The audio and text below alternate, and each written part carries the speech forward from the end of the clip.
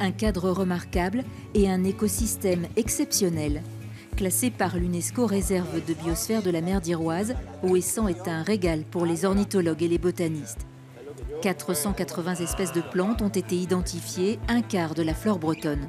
Étonnant pour une île balayée par les vents et les embruns. Mais les végétaux se sont adaptés à cet environnement extrême, comme cette criste marine.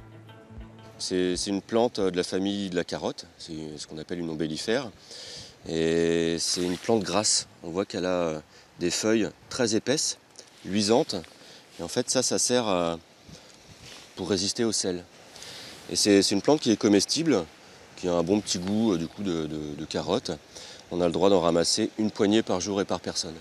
La plupart des plantes sont protégées et ne doivent pas être cueillies. Invités par le Centre d'études du milieu d'Ouessant, ces scientifiques européens observent, photographient et s'émerveillent.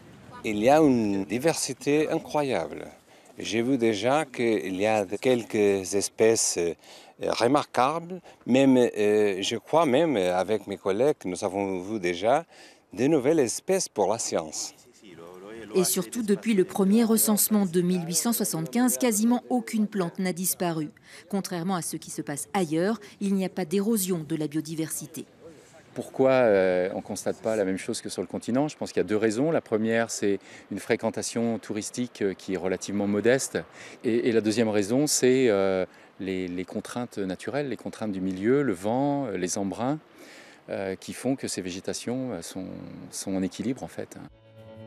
Ça reste quand même un jardin extraordinaire, quoi. C'est merveilleux, quoi. Ouais.